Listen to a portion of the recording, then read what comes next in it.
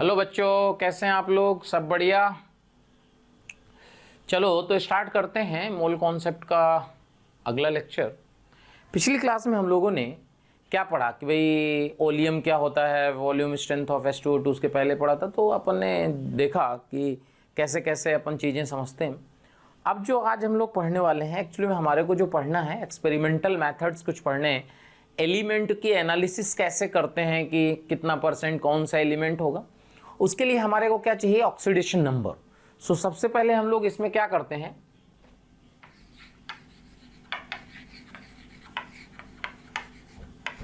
Oxidation number. वैसे पता है ऑक्सीडेशन नंबर आप रेडॉक्स नामक चैप्टर में पढ़ोगे ना, लेकिन क्या है कि थोड़ा सा इसमें जरूरत है इसलिए हम लोग इसमें पढ़ते हैं।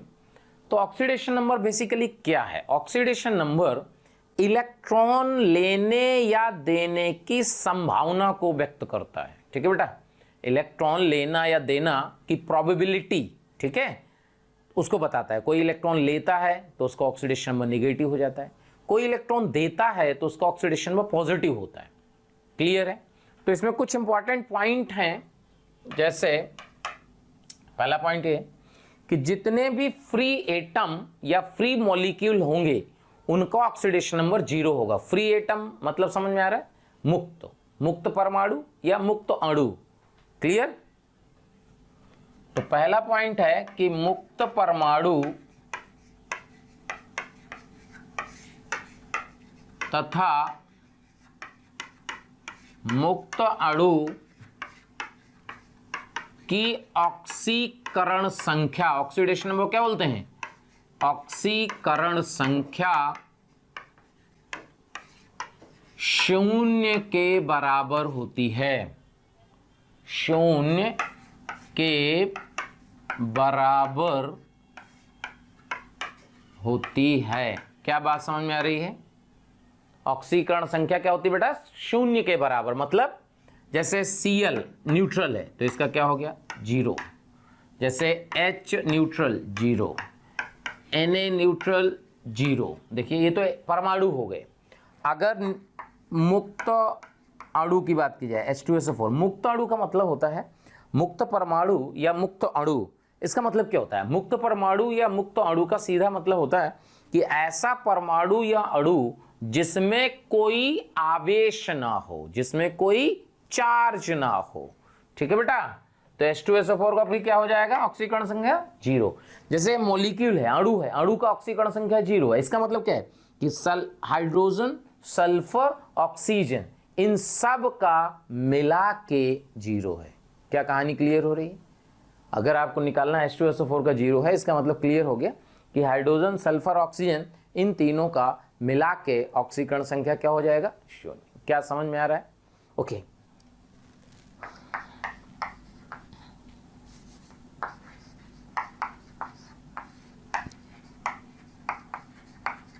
किसी धनायन या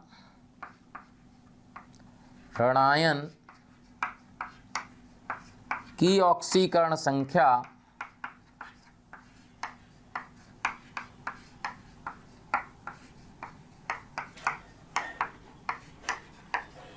उस पर उपस्थित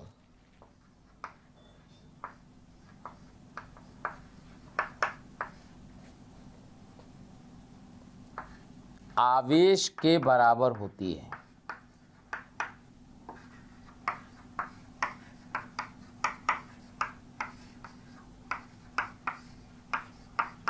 आवेश के बराबर होगी। समझो, किसी धनायन या ऋणायन की ऑक्सीकरण संख्या उस पर उपस्थित आवेश के बराबर होगी। जैसे Na प्लस कितना कर दोगे? +1। देखो, अगर अपन ने लिख दिया SO4-2 तो इसका ऑक्सीकरण संख्या क्या लिख दोगे? -2। SO4-2 में चार्ज क्या है? -2 बराबर कर दिए। तो बेसिकली क्या है कि सल्फर और ऑक्सीजन के जो ऑक्सीकरण संख्या का सम है, योग है, वो -2 के बराबर कर देंगे। क्या कहानी क्लियर हो रही है? देख लीजिए। तो ये चीजें ऐसी जो अपन आज लिखवाने वाले हैं ना बेटा, वो आपको क्या करना है, ये ऐसे पॉइंट अपन लिखवा रहे हैं जो हमेशा होते हैं। हमेशा होते हैं इसका मतलब ये है कि आपको इनको याद कर लेना है कि भाई हमेशा होते हैं, तो अपन इसको याद कर लेंगे। क्या बात समझ में आ रही? 2 पॉइंट क्लियर हो गए, समझ में आ रहा है? ओके। तीसरा पॉइंट इसमें यह है कि जितने भी एल्कली मेटल्स, क्षारीय धातु, जितने भी एल्कली मेटल्स होते हैं, अब बात यह आया कि एल्कली मेटल्स कौन कौन से होते हैं। भाई अगर ये समझा जाए कि एल्कली मेटल पीरियोडिक टेबल में जो एल्कली मेटल्स हैं वो कौन कौन से हैं, तो आपको ये याद होना चाहिए। पीरियोडिक टेबल में आपको और बताया जाएगा, जब इनऑर्गेनिक के गुरुजी आएंगे वो पढ़ाएंगे तो आपको बताएंगे। क्या होता है कि जैसे एल्कली मेटल की बात की जाए, क्षारीय धातुएं क्या होती हैं? Hydrogen, lithium, sodium, potassium, rubidium, caesium, francium, ये आपके जो है एल्कली मेटल्स होते हैं। इसको आप रटने का तरीका क्या है लीना की रब से फरियाद, सब आपने 10th में पढ़ा होगा। है लीना की रब से फरियाद, है मतलब हाइड्रोजन, लीना मतलब लिथियम, सोडियम, लीना में LiNa तो लिथियम सोडियम, ठीक है, की पोटेशियम, रब से Rb, ठीक है, रूबी, ठीक है, क्लियर, फरियाद Fr, ठीक है लीना की रब से फरियाद निकाल लोगे ना, lithium, sodium, potassium, rubidium, caesium, francium, ठीक है भाई। तो होता क्या है कि जितने भी क्षारीय धातुएं हैं उनका संयुक्त अवस्था में ऑक्सीकरण संख्या +1 होगी। देखो अभी थोड़ी देर पहले बताए थे सोडियम का 0 होगा। सोडियम 0 कब होगा? जब मुक्त होगा। लेकिन अगर किसी के साथ है तो फिर +1 होगा, क्योंकि उसकी टेंडेंसी एक इलेक्ट्रॉन लूज करने की होती है, इसलिए उसका ऑक्सीडेशन नंबर +1 हो जाता है। ऐसा क्यों होता है? क्या होता है, पीरियोडिक टेबल में जो भी एलिमेंट है वो अपने आप को स्टेबल बनाना चाहता है, ठीक है, स्थायी बनाना चाहता है। अच्छा, ये होता है कि स्थायी क्या होता है, कैसे कोई तत्व स्थायी होता है? देखो सीधा सा तरीका है कि जैसे तुमसे कहा जाए कि तुम स्थायी कब होगे, तो भाई स्थायी का मतलब क्या है? जब पैसा, अच्छा खासा पैसा हो जाए तो आदमी स्थायी हो जाता है, क्लियर। तो हर एलिमेंट, जो भी पीरियोडिक टेबल में एलिमेंट है, हर एलिमेंट की एक ही टेंडेंसी है। क्या टेंडेंसी है? कि वो नियरेस्ट नोबल गैस की तरह हो जाए। तो जैसे सोडियम है, सोडियम के नियरेस्ट नोबल गैस कौन सा है? नियोन। उसमें कितने इलेक्ट्रॉन होते हैं? 10। अच्छा, सोडियम में कितने बेटा? 11। तो क्या वो 11 इलेक्ट्रॉन जो हैं वो 10 होने चाहेंगे, इसलिए वो एक इलेक्ट्रॉन क्या करेगा? लूज कर देगा, जिससे Na+ बन जाएगा। यानी जितने भी एल्कली मेटल्स हैं, यानी क्षारीय धातुएं हैं, उन सब का संयुक्त अवस्था में ऑक्सीकरण संख्या +1 होगी। क्या समझ में आ रहा है? सभी क्षारीय धातुओं का, सभी क्षारीय धातुओं की संयुक्त अवस्था में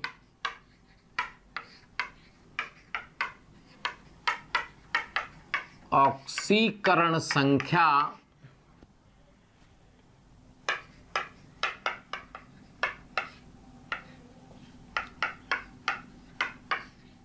+1 होगी।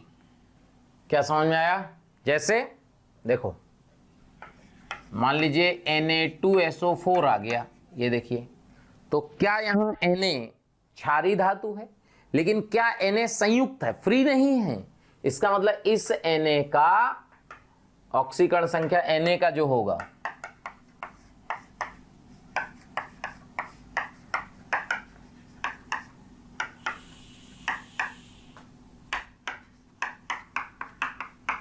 Na2 है तो +2 हो जाएगा, बट एक Na की बात हो रही है तो +1 होगा। क्या समझ में आया? देख लीजिए। दूसरा जो है, दूसरा पॉइंट है एल्कली अर्थ मेटल्स, क्षारीय मृदा धातुएं। तो सभी क्षारीय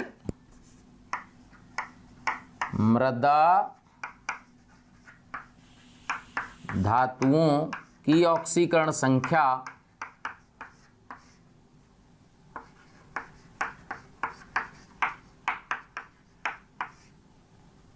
संयुक्त अवस्था में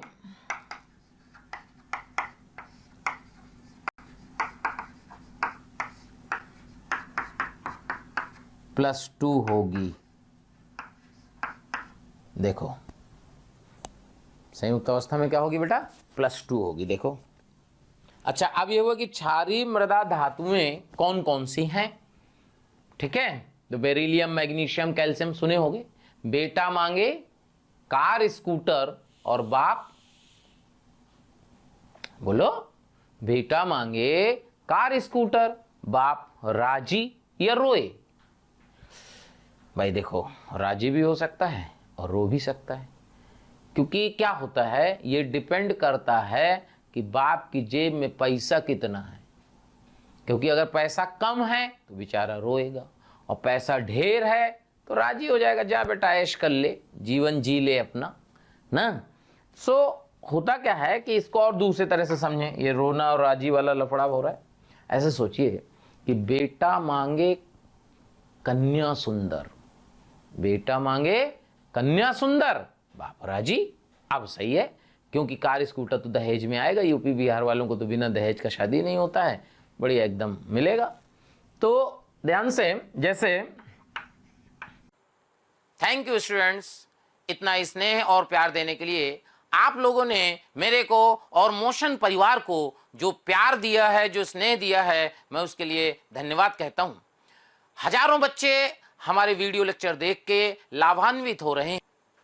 बेटा आप सभी बच्चों से रिक्वेस्ट है कि डिस्क्रिप्शन बॉक्स में जाइए और लिंक को क्लिक करिए और फ्री में अपना रजिस्ट्रेशन मोशन में सुनिश्चित करें। साथ ही साथ जिन बच्चों को डाउट सॉल्विंग और स्टडी मटेरियल की भी सुविधा चाहिए, वो लिंक पे जाएं और क्लिक करें और प्रीमियम कोर्स के लिए अप्लाई कर सकते हैं। बेटा बेरिलियम कार्बोनेट, यहां पे बेरिलियम की ऑक्सीकरण संख्या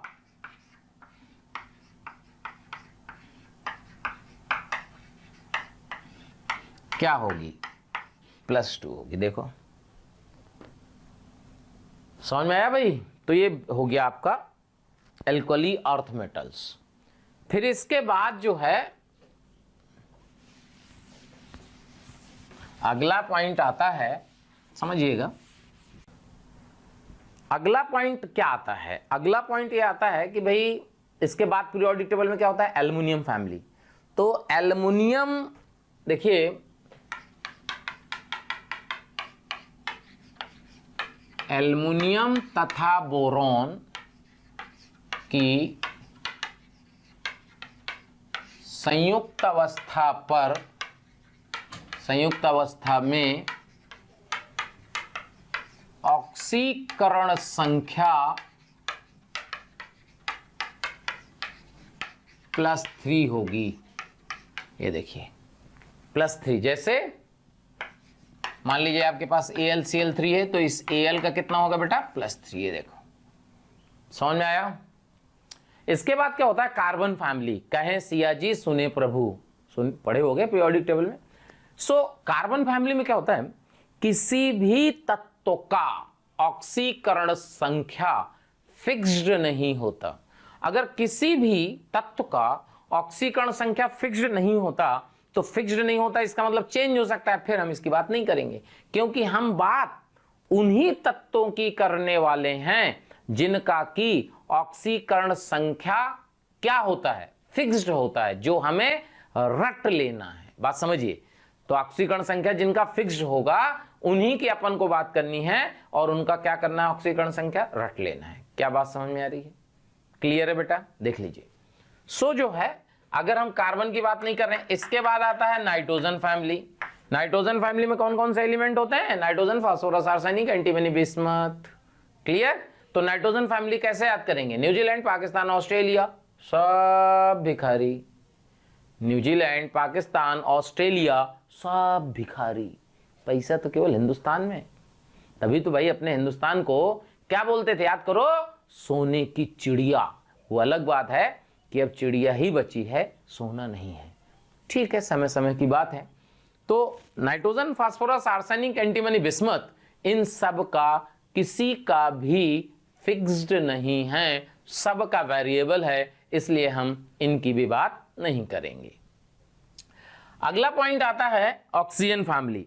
ऑक्सीजन फैमिली की बात करें तो इसको रटने का तरीका होता है ओ स्टाइल से टीपो, अभी पढ़े होगे।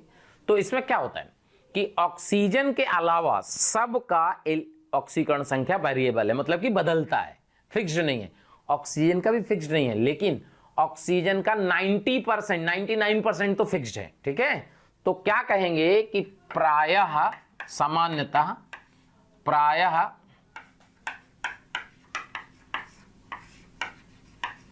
ऑक्सीजन की संयुक्त अवस्था पर ऑक्सीकरण संख्या, संयुक्त अवस्था में ऑक्सीकरण संख्या -2 होती है। प्रायः है, मतलब प्रायः मतलब सामान्यता होती है, हमेशा नहीं। कैसे? लेकिन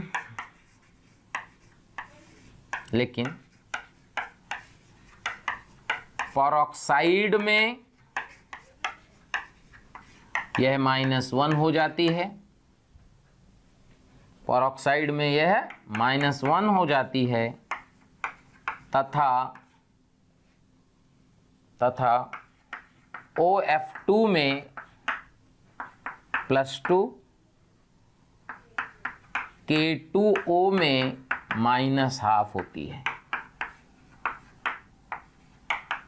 मतलब सामान्यतः -2 होती है, लेकिन हर जगह -2 हो ऐसा जरूरी नहीं है। अगर मान लो परऑक्साइड वाला केस आ जाता है तो परऑक्साइड में क्या होता है, -1 हो जाती है। परऑक्साइड में क्या हो जाती है, -1। जब परऑक्साइड में -1 हो जाती है, इसके बाद आप देखोगे OF2 में +2 हो जाती है, K2O कंपाउंड है, तो एक मिनट, KO2 में -1 हो जाती है। KO2 को क्या बोलते हैं, सुपर ऑक्साइड। क्या बोलते हैं बेटा इसको, सुपर ऑक्साइड।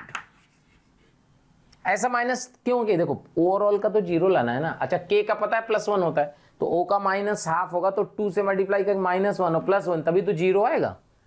पहले बताओ समझ में आया, देख लीजिए। तो ये ऑक्सीजन का आया। अब इसके बाद जो है अगर अपन बात करें, क्लियर, इसके बाद अगर बात करें कि हैलोजन, तो fluorine, chlorine, bromine, iodine, chlorine, fluorine, chlorine, bromine, iodine. So जो है अगर अपन बात करें कि फ्लोरीन के अलावा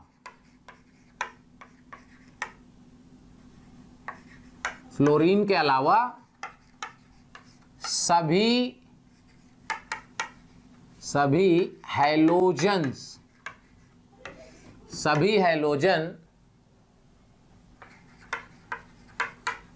अलग अलग यौगिकों में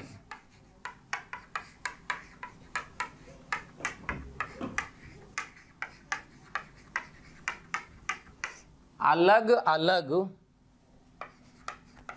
अलग यौगिकों में अलग अलग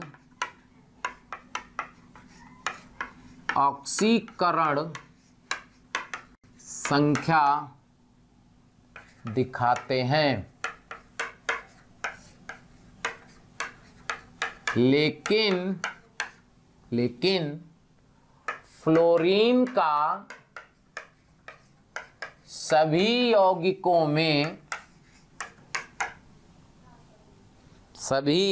में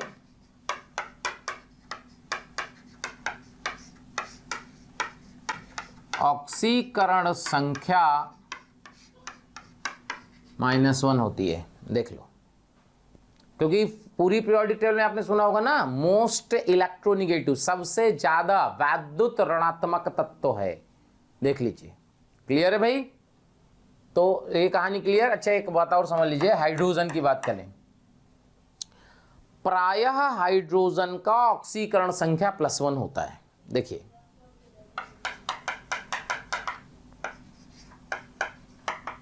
प्रायः हाइड्रोजन का संयुक्त अवस्था में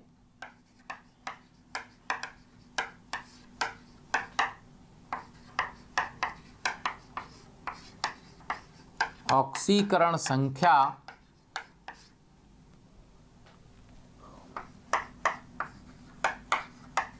+1 होती है, लेकिन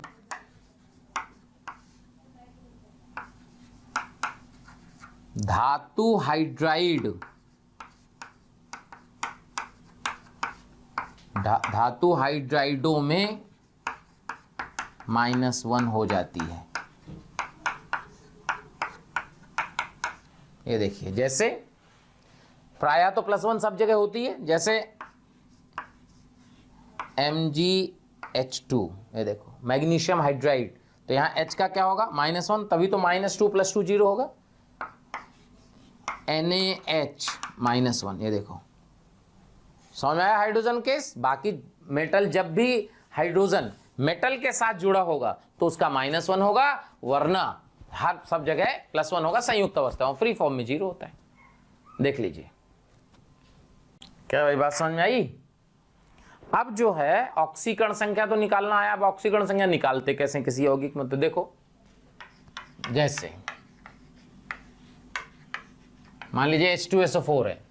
H2SO4 में तुमसे कहा जाए कि सल्फर का ऑक्सीकरण संख्या बताइए।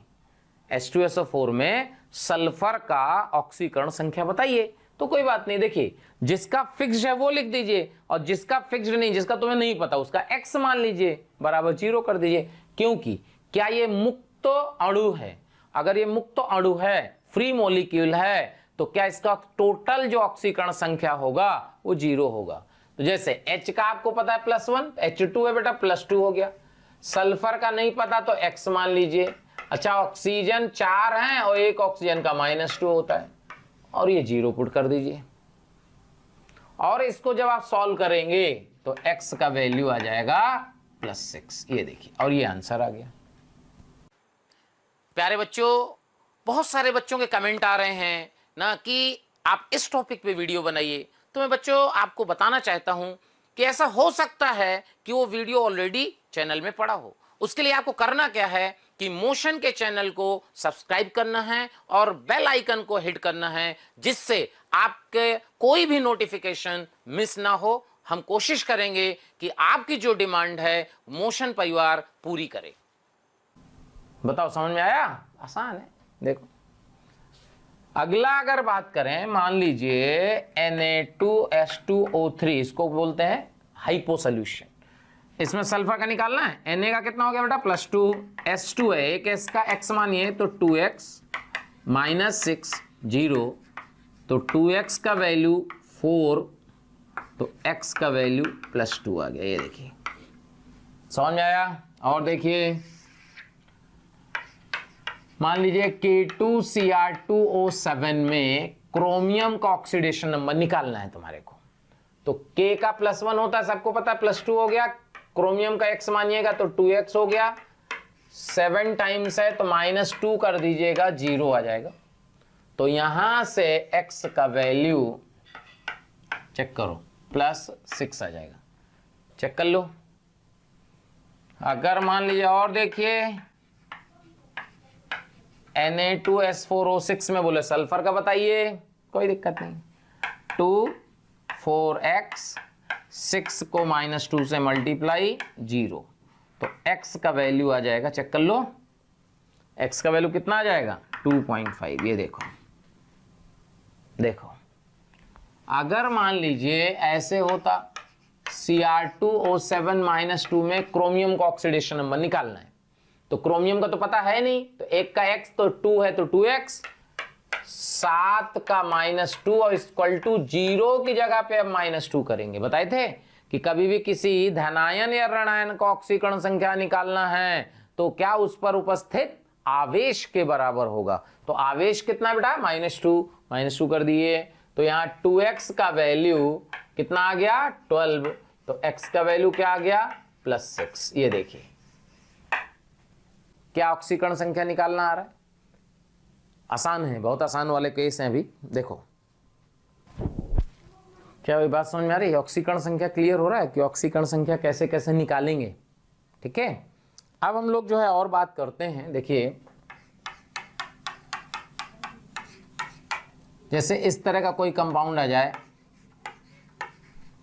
वैसे तो ये 12th में आप पढ़ोगे, कोऑर्डिनेशन कंपाउंड करके इनऑर्गेनिक में चैप्टर है, उसमें जैसे K4FeCN6, इसको बोलते हैं पोटेशियम फेरोसाइनाइड। क्या बोलते हैं बेटा? Potassium ferrocyanide. अब इसमें आपको क्या करना है, Fe का ऑक्सीकरण संख्या निकालना है। तो देखिए होगा क्या, K का मान लीजिए 1, मान के लीजिए होता ही है, तो 4 × 1 प्लस Fe का x मान लीजिए, देखिए ठीक है। अच्छा साइनाइड पे चार्ज क्या होता है पता है तुम्हारे को, Cn के ऊपर हमेशा -1 होता है। तो 6 है ना, तो ये 6 माइनस हो गया और इक्वल टू क्या कर दीजिए 0।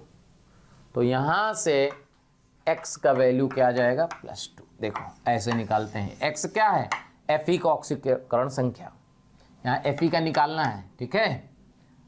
अगर मान लीजिए इस तरह हो CuNH3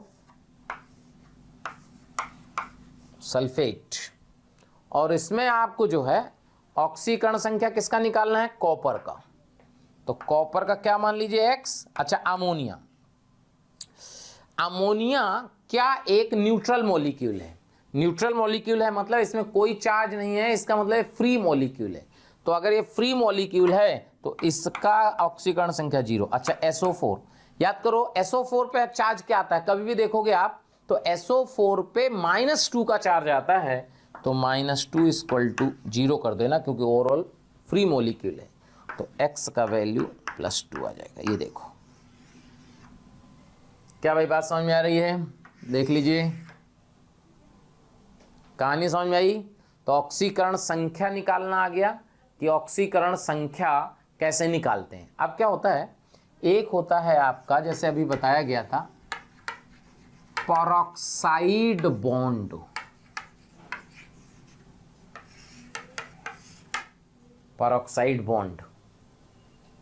परऑक्साइड बॉन्ड क्या होता है पहले ये समझिए कि किस बॉन्ड को हम परऑक्साइड बॉन्ड कहते हैं।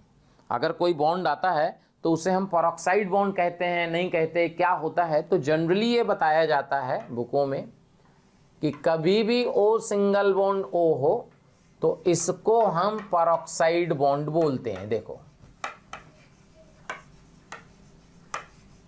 परऑक्साइड बॉन्ड, बट ऐसा हमेशा नहीं है कि OO अगर बॉन्ड है तो परऑक्साइड बॉन्ड ही होगा, ऐसी 100% गारंटी नहीं है। क्या होता है, अगर यहां A लगा दो और यहां B लगा दो, तो देखो तो परऑक्साइड OO परऑक्साइड के लिए OO सिंगल बॉन्ड, परऑक्साइड के लिए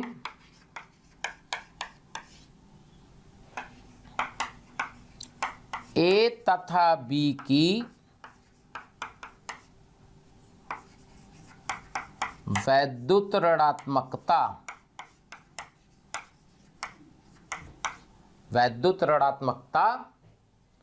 ऑक्सीजन से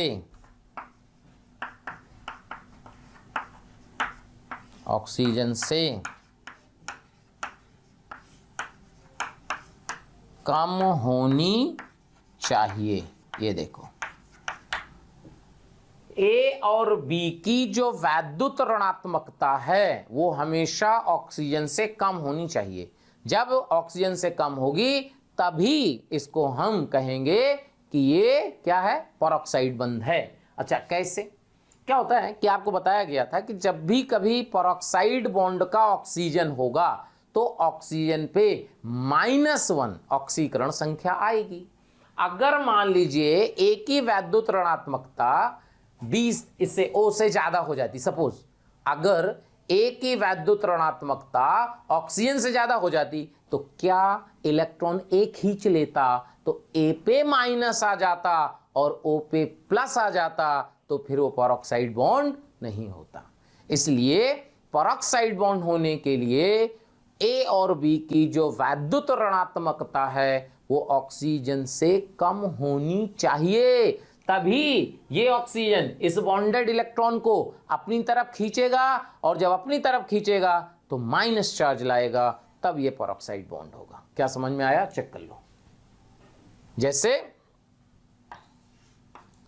O2F2 देखना भाई, O2F2 में अगर आप देखो तो इसका स्ट्रक्चर ये है, ये देखो, बट ये वाला जो OO बॉन्ड है ये पेरोक्साइड बॉन्ड नहीं है। ये देखो, ये पेरोक्साइड बॉन्ड नहीं है। क्यों नहीं है? क्योंकि F और O में O की वाद्युत ऋणात्मकता F से कम है, यानी ये इलेक्ट्रॉन इसकी तरफ खिंच जाएगा तो O पे क्या आ जाएगा बेटा? प्लस आ जाएगा। तो इसका मतलब ये पेरोक्साइड बॉन्ड नहीं है, क्योंकि पेरोक्साइड बॉन्ड के लिए O पे -1 आना चाहिए।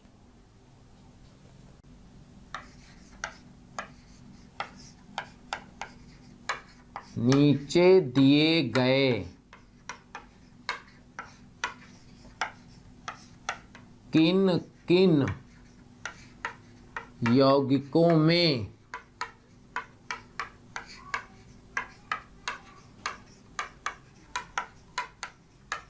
पेरोक्साइड बंध है?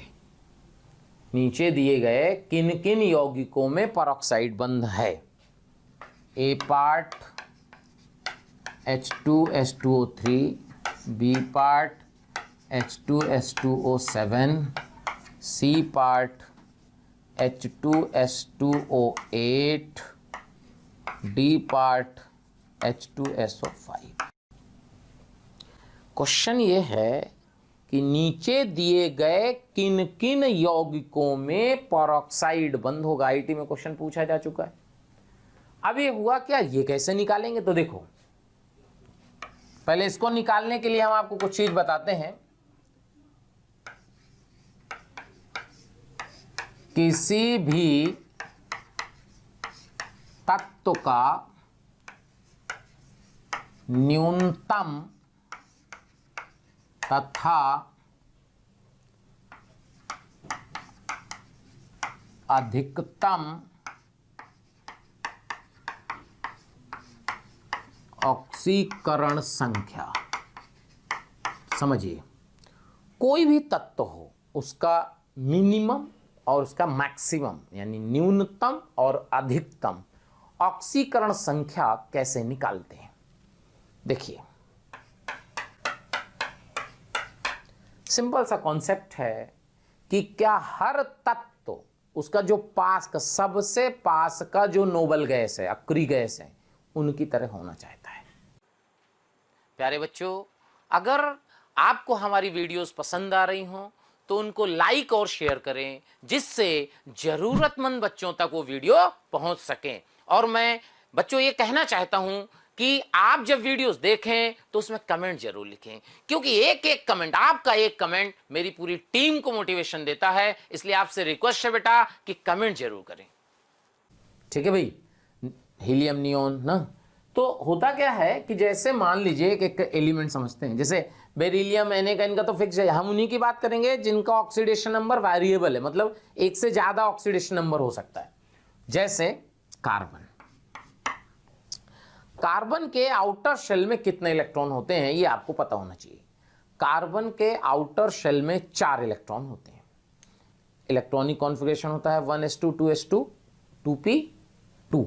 होता क्या है कि जब 4 इलेक्ट्रॉन है तो अगर ये 4 इलेक्ट्रॉन ले तो क्या नियोन हो जाएगा। देखो भाई, 6 इलेक्ट्रॉन थे ना बेटा, 4 लेगा तो नियोन हो जाएगा, 4 देगा तो हीलियम हो जाएगा। यानी बेसिकली मिनिमम मैक्सिमम कैसे चेक करना है, एक बार दे के, एक बार इलेक्ट्रॉन लेके नोबल गैस बना लेना है और एक बार इलेक्ट्रॉन दे के नोबल गैस। देखो, किसी भी तत्व का मैक्सिमम ऑक्सीडेशन नंबर यानी अधिकतम ऑक्सीकरण संख्या उसके बाह्यतम शेल में उपस्थित इलेक्ट्रॉनों की संख्या होगी।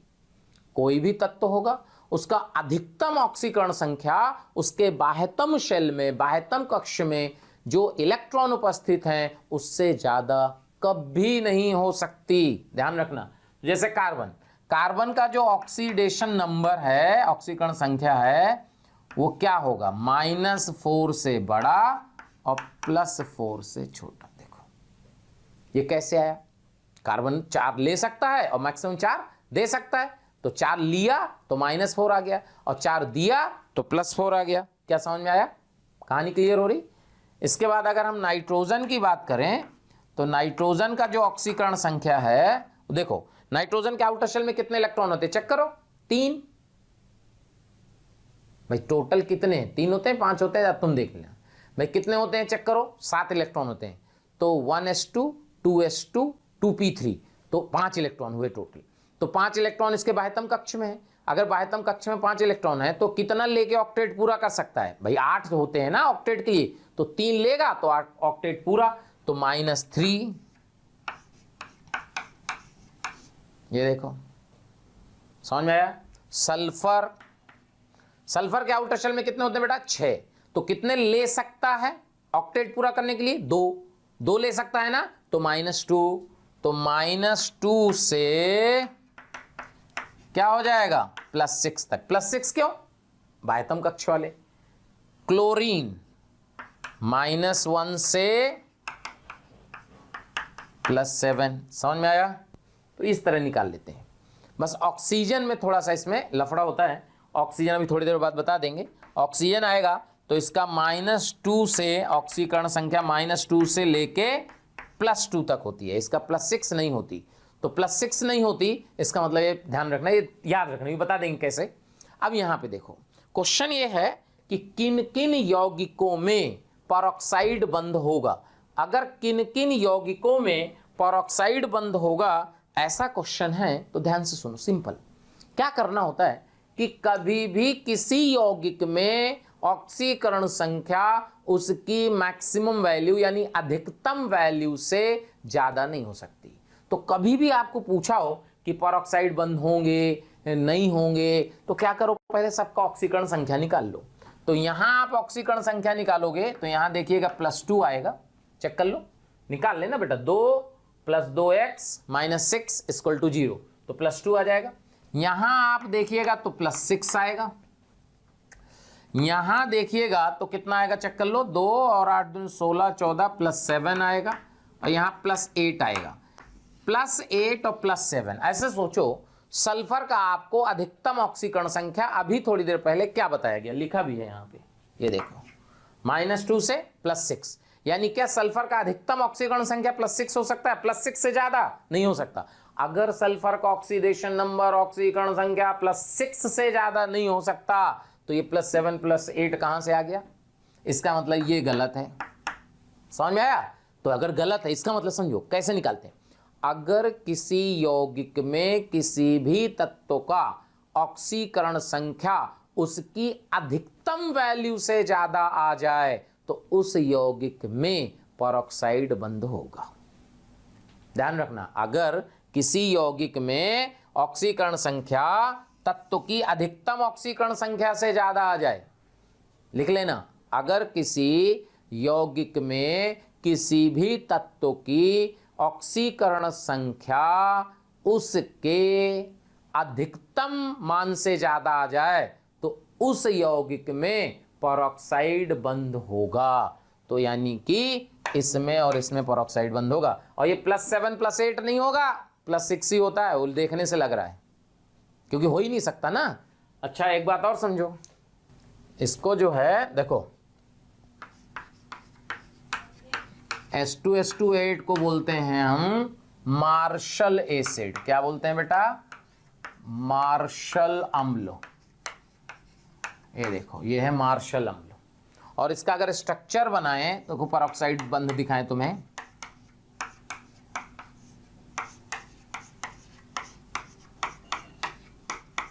ये सब आपको केमिकल बॉन्डिंग में पढ़ाया जाएगा। ये देखिए, ये जो बंध है ये परऑक्साइड बंध है, परऑक्साइड बॉन्ड, ठीक है।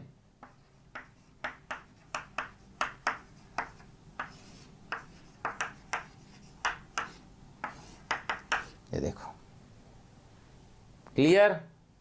और H2SO5 इसको बोलते हैं कैरो अम्ल, कैरोज एसिड। सो इसका स्ट्रक्चर जो होता है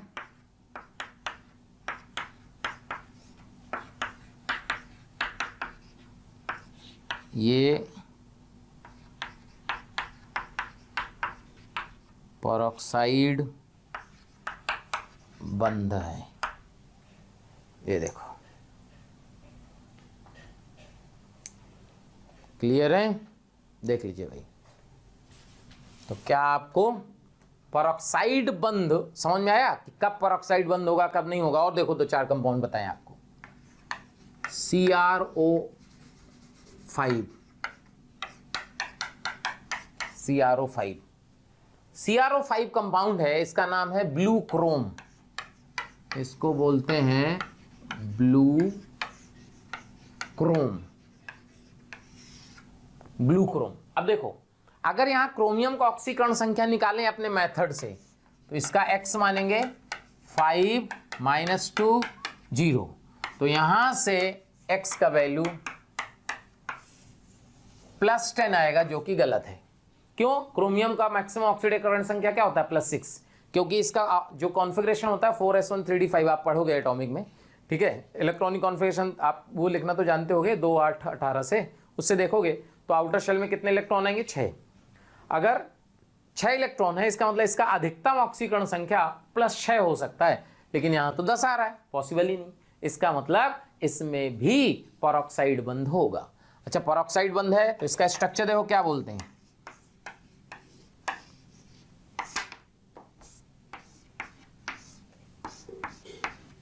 इसको बोलते हैं बटरफ्लाई स्ट्रक्चर, तितली टाइप स्ट्रक्चर। तितली देखे हो, तितली देखो उसी तरह तितली टाइप स्ट्रक्चर।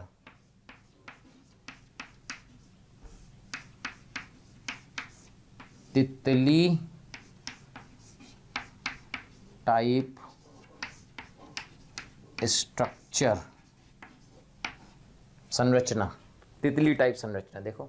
और ये परऑक्साइड बंध है, ये देखो 1 2, ये जो है परऑक्साइड बंध है, ये और ये। समझ आया? अब इसके बाद और बात करें, देखिए एक कंपाउंड और बात करेंगे। एक कंपाउंड देखो एक और होता है K3CrO8, ये कंपाउंड है।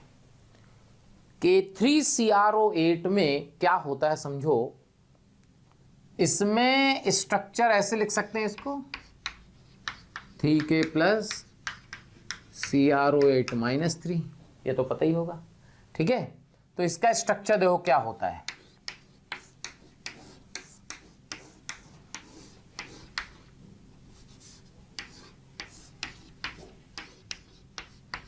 ये देखो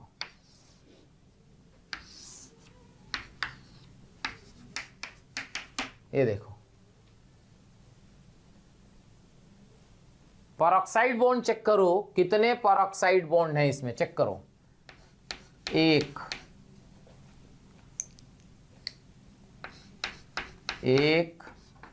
2 3 4, ये देखो।